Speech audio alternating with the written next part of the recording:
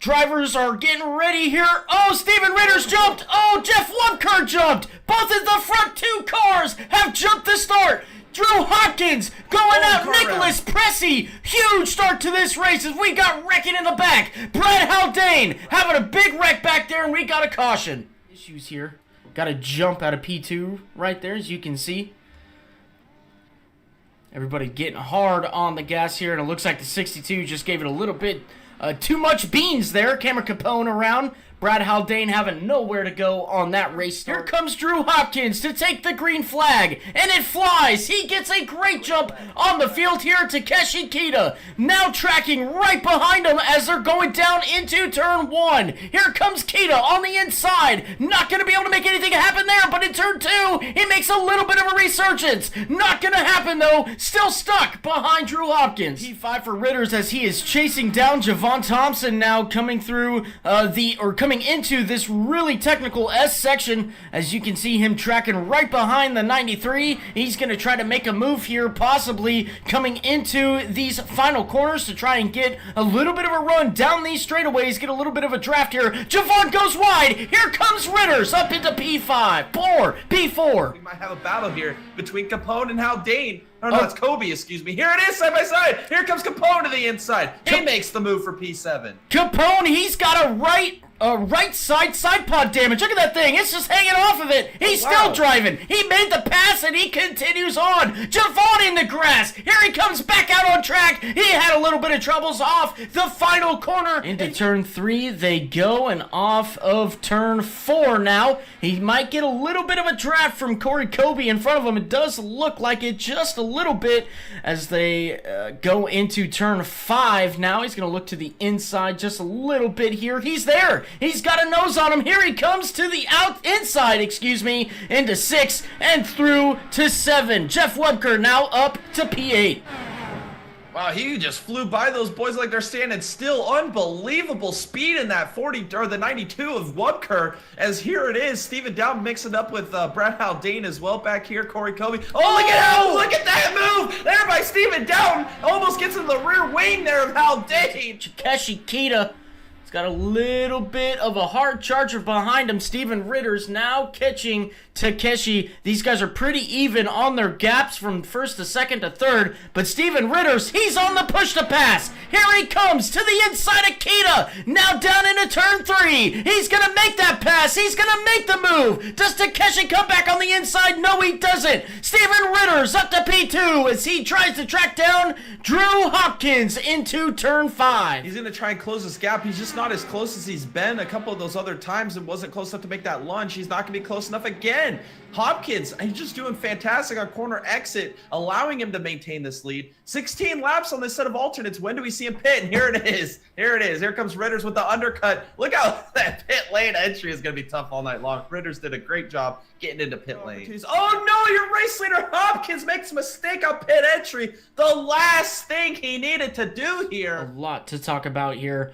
Just way too hot. Oh my goodness. Barely misses that tire barrier right there as he is on. Oh, he's coming down pit road. Oh, so does Jeff Wubker. Oh, Nicholas Pressey. Jeff Wubker. Both off here at the entrance of pit road. And the 94 loses a little bit of front wing. Oh my goodness. Huge implications at the entrance of pit road tonight. Steven Ritter's now passing Takeshi Kita on pit road. And that 99 now safely out front.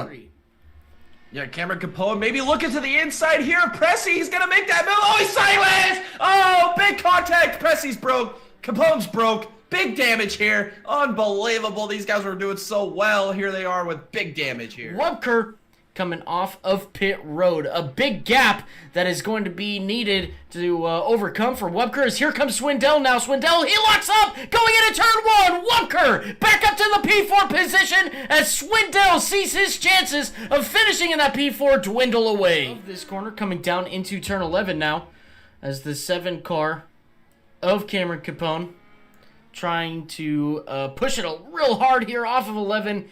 Grabs a lot of that tire barrier under the bridge there. Ritters, unbelievable drive. He hasn't had a victory yet this season, Tom. We noted his great run that he had there at Sebring.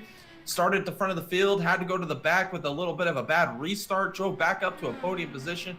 He was awfully close here at Motegi Road here earlier this season, last week, but he has really definitely figured it out here in this series. Phillip Island was a great race, got bested there by a little bit of strategy there to, it was James Pierce, but here it is, off the final corner. It's going to be Steven Ritters who takes the victory in the Motegi Grand Prix.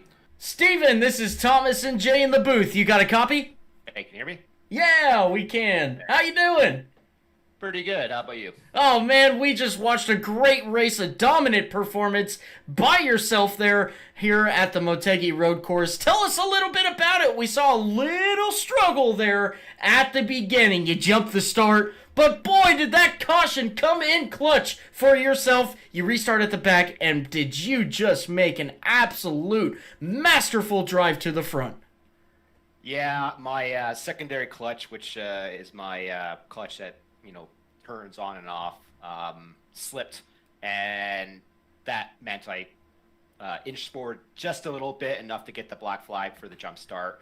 But then, like you said, yeah, the yellow flag came out. Steven was kind enough to say end of the line instead of a penalty and waiting 32 seconds in the pits. So thanks to him for that fair assessment. And yeah, I mean, we had to fight for it. I tried to stay consistent as possible, knowing that this track was very hard to pass on, and just wait for my moment. Yeah, absolutely. And that moment came. You made some phenomenal passes through the field, got yourself up to the top of the leaderboard with a little bit of pit strategy there as well. Talk to us a little bit about that, the pit strategy. What you did tonight, was that on the table going into this race?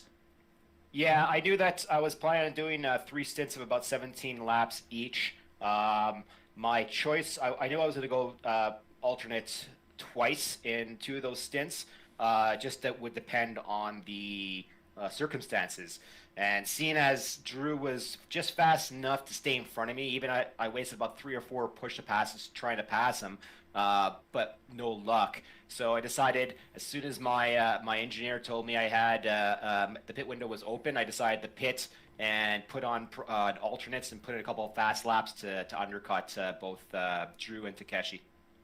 Yeah, absolutely. That was a sight to see for sure. We saw you battling real hard there behind Drew Hopkins, burning up those push to passes. But look, it all worked out for yourself. You found yourself with the undercut, and you never looked back. But with that, congratulations on your race win here tonight, Steven. I'm going to hand you off to Jay here, who may have a few questions for you to round out this interview. Jay, take it away. Yes. Steven, fantastic. Your first win of the season. We knew it was a matter of time before you finally punched your ticket into victory lane, and here it is tonight. Must feel good. And who do you have to thank for this amazing performance here tonight? I thank my parents, my sister back home in Montreal, my wife Shannon, and my 2 kids, Lex and Kaya.